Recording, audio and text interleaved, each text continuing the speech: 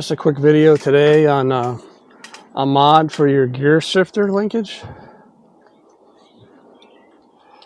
There's your standard Interceptor GT linkage. But this one is bent, obviously, so I just for show. But I never liked these. The linkage, the bearings that they have on these. It has a rubber seal on the end. But mine was damaged pretty early on. You can see it. I still used it, but all kinds of dirt and just go right in there. And then I bent it like 2 years ago. It fell over in the garage. Not all the way, just fell. I had one of these off. It was just hanging, and when it tilted over, it hit something and bent it immediately. So I had to get a replacement. And I didn't want to wait who knows how long for one from Royal Enfield. So I got one from Hiscox because they had them. I'm not sure if they make them, but it looks like it's just machined. It's a little nicer than this. This is shinier, but this is stainless. The same. This one's the same dimension as the current one. It's just the adjustment knob is a solid, the same way all the way down, which is okay. But they do sell one if you actually needed one longer. They do have one longer, and they do have one shorter than this. I just took the same size, and then I just used the same old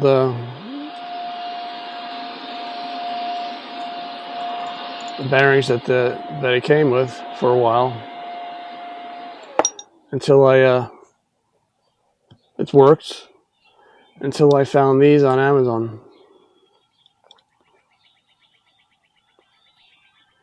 These are self-lubricating, pretty much the same size as far as height, width, a little wider, but that doesn't matter.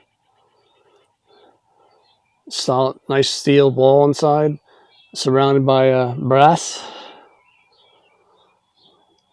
Much nicer, and yeah, they don't have bolts in them, but there's a benefit to that. I'll show you on the bike. But these are, I'll leave links in the bottom of the video. Same size, M6 1.0 thread in it, and same as the hole for the bolt. It's M6. You just have to supply your own bolt. And bolts I chose for this are two different sizes. I'll tell you why on the bike, but one's a 30, M6 30 mil long, and M6 20 mil long. And let's go to the bike and I'll show you why. Here it is on the bike. I actually have two of these.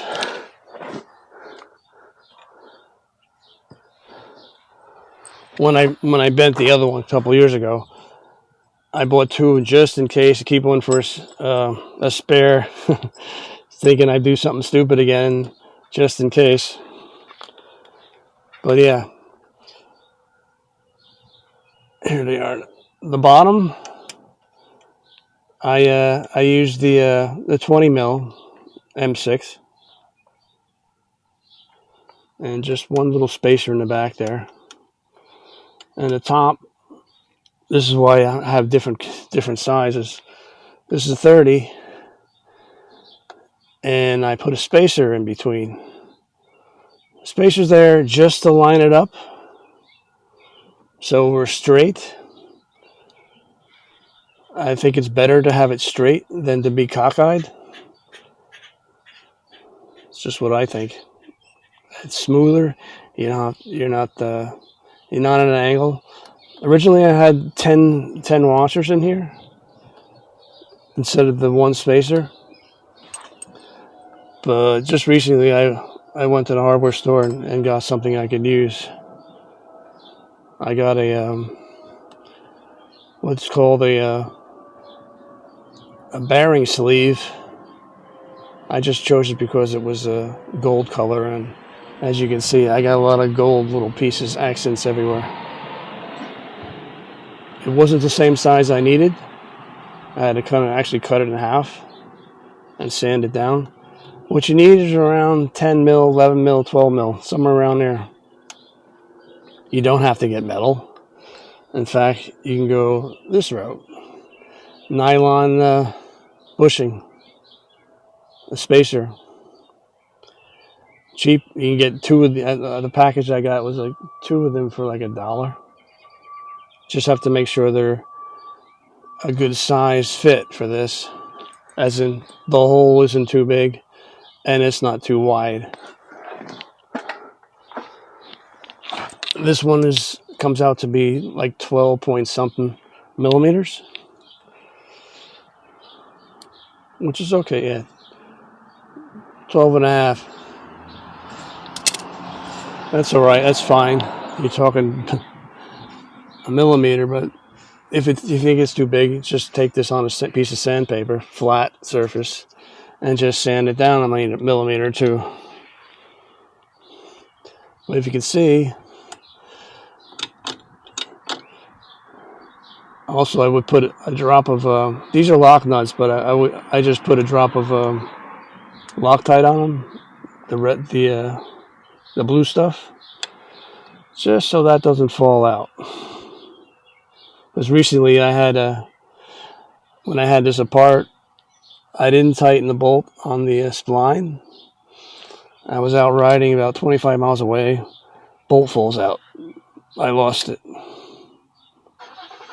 I managed to just slide it on and take it very easily back without the bolt in there because I didn't have one, and made it back. But now I keep a bolt.